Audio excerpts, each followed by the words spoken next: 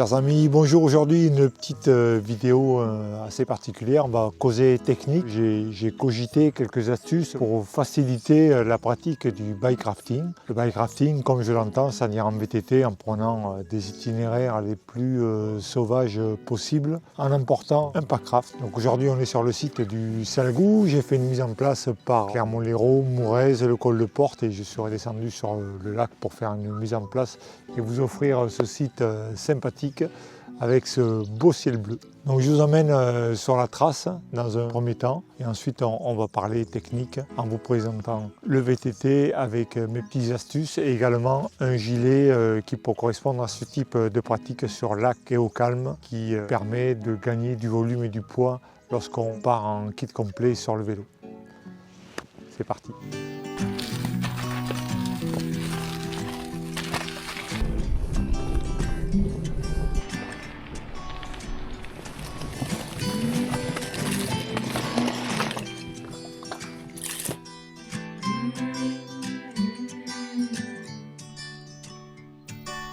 These days are running slow. Sunsets and shores far from home. Headlights are shining on the sea. No place on earth I'd rather be than I could try to just follow the swell, but I'll never find this anywhere else.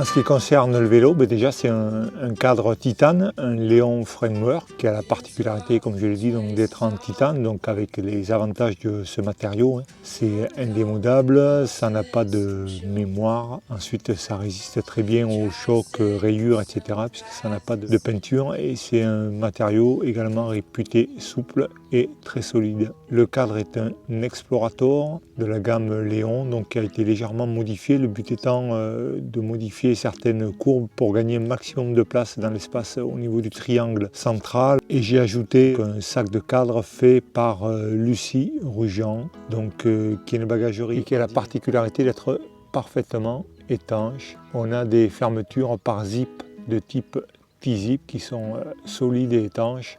Donc l'avantage, même en eau vive, avec des vagues de submersion par-dessus le bateau qui viennent sur le vélo, tout ce qui est à l'intérieur reste au sec. Le deuxième avantage, c'est une bagagerie qui est très légère. Donc sur ce vélo, j'ai fait une modification pour ceux qui me suivent. Vous vous souvenez, j'avais une Cid bleue qui était une 100 mm avec des plongeurs de 32. J'ai désormais une fourche en 120 avec des plongeurs de 35. Je gagne pas mal en rigidité, voilà, quand c'est chargé devant, avec le bateau qui peut peser, plus la pagaie et éventuellement une sacoche. Ça permet quand même d'avoir un comportement du vélo beaucoup plus sain et beaucoup plus rassurant. Concernant les accessoires sur le vélo, je suis fidèle à mes selles Berthoud en cuir qui m'apportent un confort exceptionnel. Alors, petite modif par rapport aux autres vélos, vous verrez ici, j'ai un serrage rapide. Ça permet dans certaines conditions soit de rentrer complètement la tige de selle, soit carrément de l'enlever et la mettre à l'intérieur du packraft ou d'une bagagerie étanche. Voilà, quand c'est complètement levé, ça libère quand même de la place et ça évite certaines gênes parfois pour les coups de pagaie. La bagagerie arrière, donc, elle est confiée toujours à Lucie Rugian avec des sacoches très légères en Dynéma pour emporter tout le matos, accessoires, bivouac, nourriture, tout est là-dedans. La bagagerie est montée sur un porte-bagages de la marque Tubus en titane qui vient de chez Avenue du Vélo, spécialiste en vélo de voyage. Bon, sur ce vélo, je me suis fait plaisir, j'ai mis un pédalier titane Ken Creek avec un plateau de 30. Alors c'est un vélo qui roule chaque fois très chargé, donc un plateau de 30 avec une transmission arrière en Eagle Access. Ici un modèle T-Type, c'est solide, c'est parfait et très fiable. Une petite modif typique VTT, ce sont les pédales démontables qui permettent, lorsque le vélo est démonté et posé sur le bateau, de ne pas agresser le bateau ou le pont avec les pédales, il suffit juste de le démonter.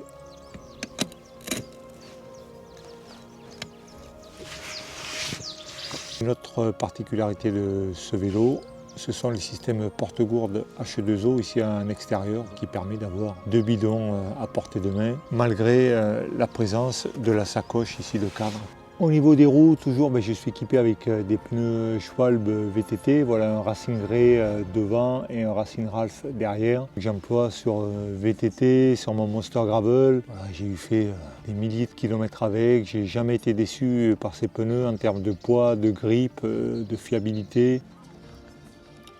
Je vous montre une petite astuce pour vraiment assurer ne pas perdre vos axes. Ça peut arriver qu'ils se dévissent, surtout en eau vive avec les vibrations, etc. ou les chocs. Donc j'ai percé ici un petit trou d'1 mm, ça ne fragilise pas l'axe, dans lequel je mets une épingle. Voilà, il suffit de la refermer. Et c'est voilà, je suis tranquille quoi qu'il arrive. Si l'axe sort, il arrivera à me buter et il restera accroché au vélo. Petite astuce pour les roues aussi, ça ne pèse rien, mais ça peut éviter les désagréments. On prend un petit élastique, on le fait traverser. Et ici à nouveau, on va faire un nœud. Voilà, qu'on peut doubler. Voilà. Et ici, si vous tapez quelque part, ça m'est arrivé une fois, vous avez une rondelle d'épaisseur, un chim qui se barre, et au moins il va rester accroché à votre roue. Et bien sûr pour le transport du Packraft, alors ici j'ai mis une sorte de petit porte-bagages façon porte-pizza, voilà, qui permet de bien soutenir le bateau. Alors j'avais essayé un système de harnais, de sangle, mais ça finit tout le temps par bouger, alors que là j'ai quelque chose de vraiment sympa.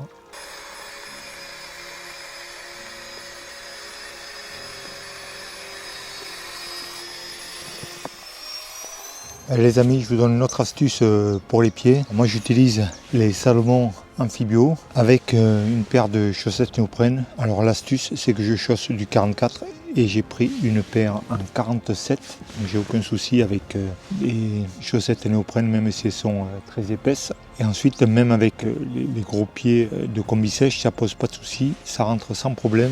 Au besoin, on enlève la semelle de propreté et on gagne encore plus de place. Quand on sort de l'eau, on a du grip, les pieds sont protégés, c'est parfait.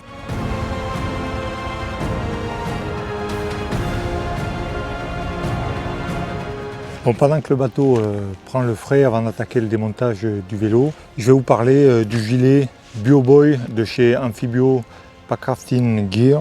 Voilà, qui est un petit gilet sympa. Alors l'avantage quand on fait du bikepacking ou même si vous partez en rando avec le sac sur le dos, vous passez du poids et surtout du volume d'un gilet classique, c'est pas plus mal. Attention, c'est un gilet, je le dirai plusieurs fois, qui n'est pas homologué, donc c'est pas avec ce type de gilet que j'irai faire de l'eau vive à partir de la classe 3. Voilà. Même classe 2, je devrais dire normalement non, mais voilà, les fleuves tranquillou, les lacs, les petits bras de rivière vraiment peinards, tout ce qui est loisir, à condition que vous sachiez nager correctement. C'est pas mal du tout. Dans tous les cas, il vaut mieux avoir ça que rien du tout, on est d'accord. Donc la fixation, elle est classique. Il y a ici une sangle qui fait le tour de la hanche là, qui vient se clipper. Et ensuite, on a tout simplement un petit zip pour le fermer. Et on a également une sous-cutale qui vient se positionner pour vraiment assurer la sécurité et que votre gilet n'ait pas tendance à partir par le haut. Voilà, normalement, s'il est correctement mis ici, ça retient quand même pas mal. Bien sûr, c'est un gilet qui se gonfle avant de partir. Il n'est pas question de le gonfler une fois qu'on est à l'eau, c'est trop tard. Si vous prenez un choc ou vous avez un choc avec la température de l'eau, c'est pas terrible non plus. Donc pour le gonfler, il suffit d'enlever les petits bouchons ici. On voit sur un côté, ils sont réversibles. Donc ça permet ensuite de dégonfler en appliquant le petit tétinou là à l'intérieur de la valve. Voilà les gonfler. Ensuite, les gonfleurs ici, on peut les coincer dessous pour pas qu'ils viennent gêner lorsqu'on va pagayer. Vous voyez, on a quand même quelque chose de sympa. Il se gonfle en deux parties, donc si vous en crevez une partie, vous allez toujours avoir la deuxième partie. Et on a le cou ici qui est gonflé, voilà, qui permet, lorsqu'on flotte sur le dos, de ne pas avoir la tête immergée. Voilà. Donc et là, il n'y a plus qu'à y aller. Il y a plusieurs tailles. Moi j'ai dû avoir du XL, donc n'hésitez pas à vous renseigner, à demander conseil avant. Les avantages qu'il a, c'est double petite poche ici en mèche, pratique pour caler un téléphone, tout ce qui est matériel, sifflet, matériel de secours, GPS, etc. Et idem de ce côté, voilà, avec ce côté, ici une des deux poches est sécurisée, avec un petit zip. Je l'ai essayé pas mal de fois, Il y a cette histoire de sous-cutale là qui est vraiment très inconfortable à la longue, donc n'hésitez pas à la détendre au maximum, éventuellement la resserrer, mais une fois que vous êtes assis sur le bateau, que vous avez fait quelques mouvements, et pour ne pas qu'elle vienne vous découper ou vous gêner lors de vos progressions. Un gros manque sur ce gilet, pour qu'il soit presque parfait, bon, pour qu'il soit parfait il faudrait qu'il soit homologué, c'est pas le cas, je le rappelle, ça serait une poche dans le dos, du type qu'il y a devant là, mais en plus grand volume pour y mettre un camelback. C'est vrai qu'on apprécie énormément les gilets avec camelback qui facilitent énormément l'hydratation et tout simplement pour éviter de perdre des gourdes lorsqu'on se retourne, etc. Donc il existe en noir et en jaune. Moi je suis plus fanat pour une couleur visible.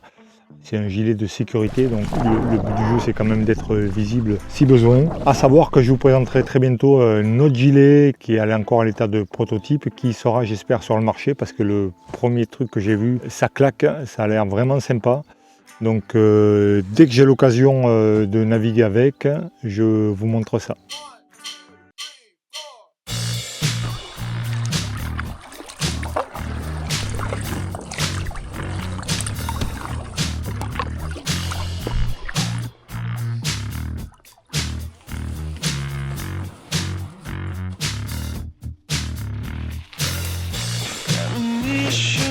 Encore une ou deux choses à préciser concernant la fourche. Donc si vous êtes suspendu devant, n'hésitez pas à rajouter un tout petit peu d'air pour la durcir.